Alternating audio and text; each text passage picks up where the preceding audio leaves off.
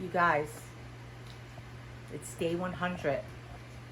This is the last day of Quarantine Cuisine. We're going to segue into a new series called Schoen Home. We sat and discussed what we were going to do for day 100, and we decided we were going to do Return of the Jeter Parm.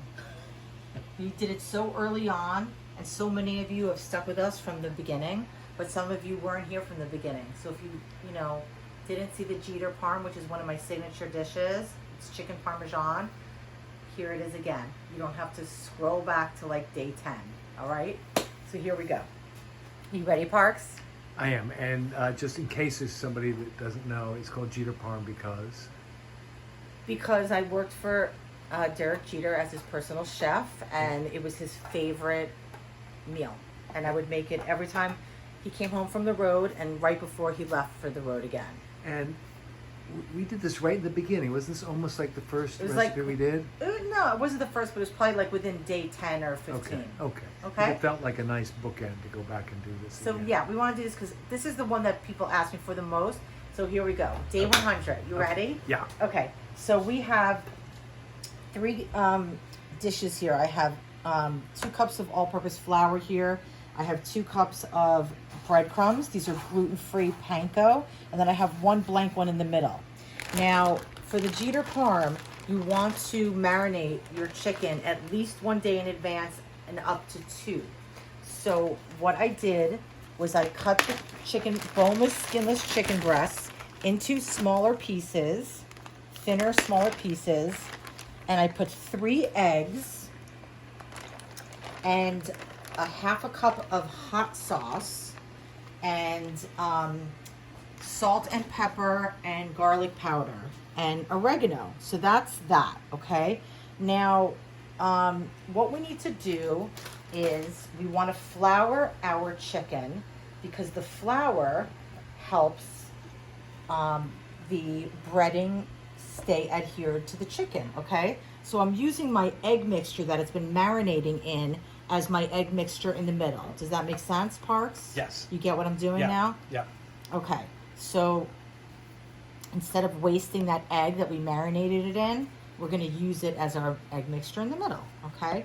So the reason why we like to marinate this a day or 2 in advance is because the eggs and the hot sauce really penetrate into the chicken and it tenderizes it, and the hot sauce kind of flavors the chicken.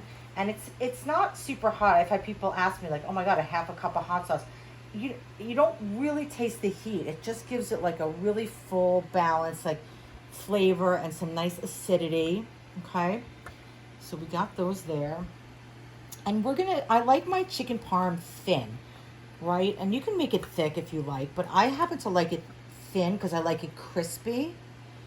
So I cut, chicken breasts, and you can see how thin they are. They're pretty thin, right? They're like maybe 1/4 of an inch thick. Okay, so we got our flour, we've got our chicken, we've got our gluten-free breadcrumbs. So this is heavily seasoned, this chicken, right? Because it's been sitting for 2 days. And, it has salt and pepper and garlic powder, like I said, and oregano. And so I'm not seasoning the flour because I don't want to over-season this. But I do want to season my breadcrumbs, okay? So once I get all of these in the flour, I'm going to season my breadcrumbs a little bit. I should have done it first, but I didn't. Okay. So here we go. I have a pan on the stove that's heating. It has no oil in it, okay? So now I can actually put some of these in here and let them start getting marinated in the egg. And we may have to add a little bit of egg to that. I'm going to take that 1 glove off because to this breadcrumb, I want to add about 2 tablespoons of Italian seasoning, a nice amount of ground black pepper, some garlic powder, maybe 1.5 teaspoons. Same thing for the onion powder, about 1.5 teaspoons, and a little bit of salt.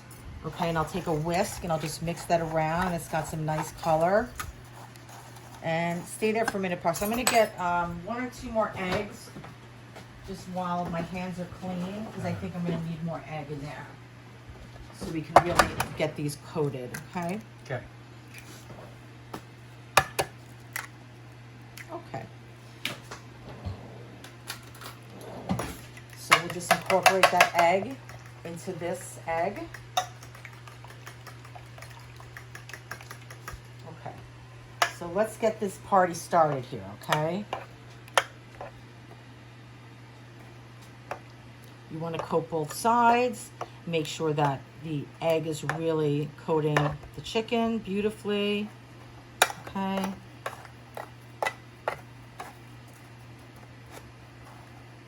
Let me get a plate out of here.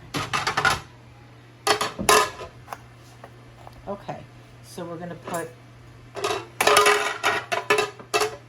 this chicken on this plate. You know, when these chicken breasts, they're thin, but you know, once you start breading them, they get a little bit thicker. Oh my God.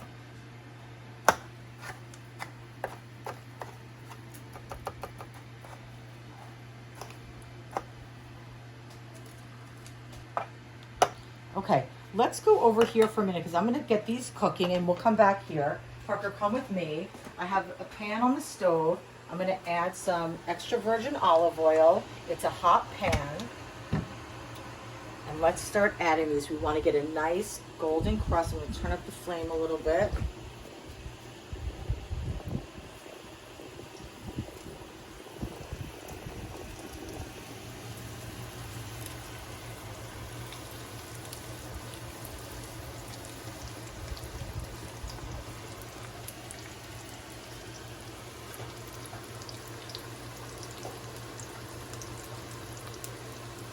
Smell that already, Park? Yeah, it smells really good. It smells so good already. It smells like an Italian restaurant in here.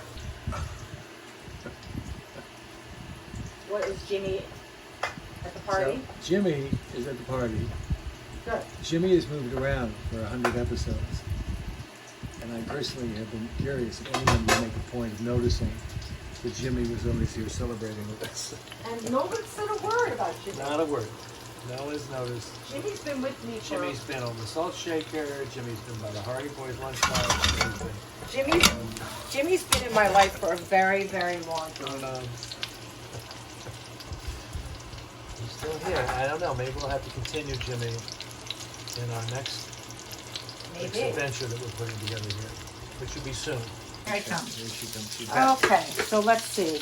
We got nice, look at that, gorgeous brown. So I like to brown it really well because then it stays extra crispy, because once you add the sauce and cheese, you know, it can get soft. So the more you brown it and crisp it and crunch it, it's going to be that much better later. So it's worth the time. Look at that. That's like a picture part. Yeah, you can take a picture right like that. Look at that. Now, while you were over there finishing breading the other breasts, Yup. when you came over and you cooked them, they were perfect. I know, because I could smell that it was time to flip them. You could smell it. I could smell it. Okay. I could hear it and I could smell it. And I could see it. So I'm using all my senses all the time. My nose, my eyes, my ears, my fingers. That's not a sense, but... The sense of where it is. Yeah. You see, you hear that kind of... I don't know if you can hear that. I don't want to get too close. I don't know if it's on. Okay. So, taking these puppies out. Yep. They look so good. And we'll put in the next batch. Okay. So that needs a little more time. A little bit more oil.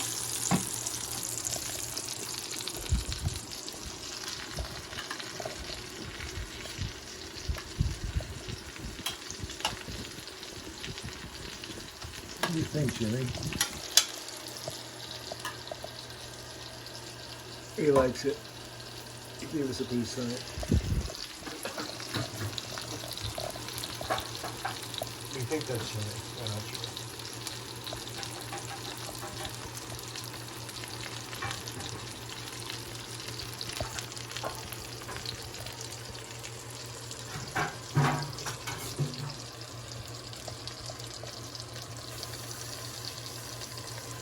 Hey guys, so we're done browning our chicken on both sides. It's golden brown, it's crunchy, it's gorgeous.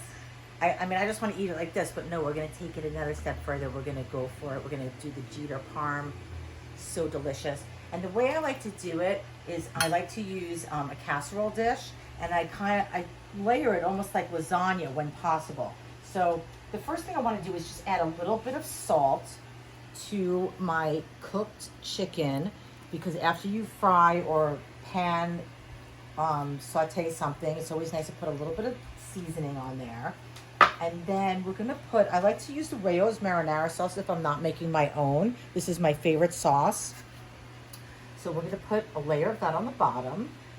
Okay. Why do you like the sauce over other sauces? I just like the flavor. I think it's absolutely the best jarred sauce out there. Okay. I've never had anything better except what I make myself. So anyway, okay, so we're gonna just start layering these guys and making like a beautiful bed. And see, I like cutting my chicken into smaller pieces so that when you pull a piece out, you get kind of like a portion size, and you don't have like a huge chicken breast that's like this big. So I'd rather have smaller pieces that are crunchier. Oh my God, you guys. Yeah. It's like a puzzle, right? So I try to make everything fit. Yeah, absolutely. Okay, so there's one layer. So now on top of this, I'm gonna put some basil, because I love basil in my Italian food. And this is from our garden, and it's this beautiful, robust basil. It's so pretty. Okay, and then I'm gonna put a little bit of sauce on top. Not too much, just a little bit. And then I'm gonna add a freshly grated mozzarella cheese. This is part skim mozzarella.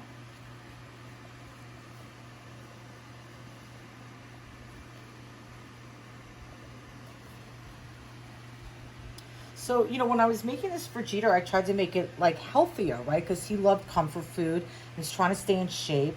So I was using, you know, gluten-free breadcrumbs. I was using part skim mozzarella cheese. And, you know, you just try and make it like a little bit healthier than it is. I mean, it's not perfect, but it helps, right? So it was, at least it was gluten-free. And I was using boneless, skinless chicken breasts and pounding them thin. So I was like, you know, getting more out of the chicken than I normally would by making them thinner. So he would kind of eat less, but still, I mean, this is a pound of chicken that went a really long way. Okay, now I have some freshly grated Parmesan cheese. And I like to put the heavy part of my parm underneath because it burns and it gets a little bit oily. So I'm putting most of my parm on this bottom layer. Okay, and then what I want to do is I want to put more sauce. So we're using 2 jars of sauce.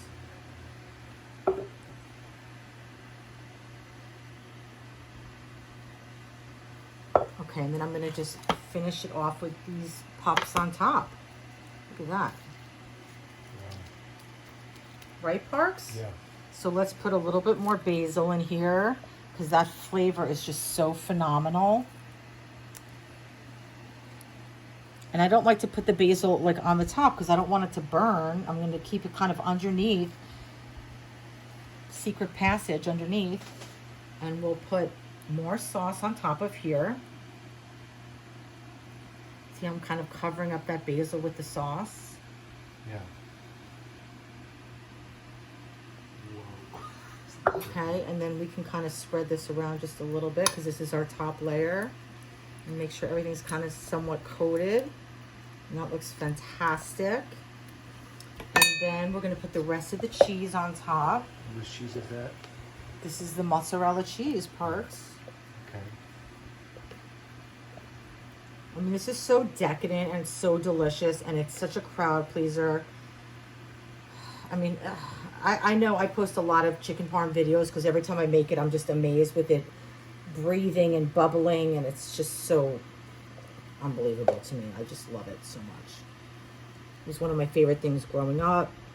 We used to go to Scotto's Pizza and get chicken parm heroes after school every day. I was eating them like 5 days a week and weighing like 89 pounds. And where was that? In Great Neck. Great. Long Island. Long Island. Okay, so we do that. We're gonna put the rest of this Parmesan on top, which is gonna add a little bit of a crispiness to it. And that cheese will melt, you know, that's gonna really spread out. And then what I like to do is I'm gonna cover this with foil, but I'm gonna spray the foil with Pam. Oh, This way my cheese doesn't stick, good tip. okay? And I'm gonna kind of elevate it a little bit. I'm gonna cover it, but keep it a little bit tented above. And we're putting it in a 450-degree oven for about 20 minutes, and then we'll take the foil off and brown the top. Okay? Okay, guys, this is day 100. It's going in. We're celebrating 100. Going days. in. Okay. Bye-bye. Bye-bye. See ya. Let's check on the chicken parm. I took up the foil, and it's browning and bubbling. Oh my God. Like a science experiment in there. Okay, we better close it back up. Oh my God, I can't wait. Oh my God. Okay. I know. Close it up. Okay. You guys, I'm sorry that you're not with us. This is the Jeter Parm. It's out of the oven. Now the key for me is letting it rest. We're gonna let it rest at least 10, 15 minutes and even up to a half an hour. Look at the brown bubbling. Look at that, it's pulsating, it's alive all over. I mean, I can't take it. Look at my cut. Oh, no, don't look at my cut. Oh my God, this is so gorgeous. This was 1 pound of chicken, you guys, and this is a meal for like 6 to 8 people at least, right? Easy. Easy. Easy. Okay, so we're gonna let it rest and cool down because we want it to just solidify just a little bit. We still want the cheese to be like melted, but we want it to be a little bit just more solid. So we're gonna let it rest like you do with lasagna, okay? Okay. And we'll be back.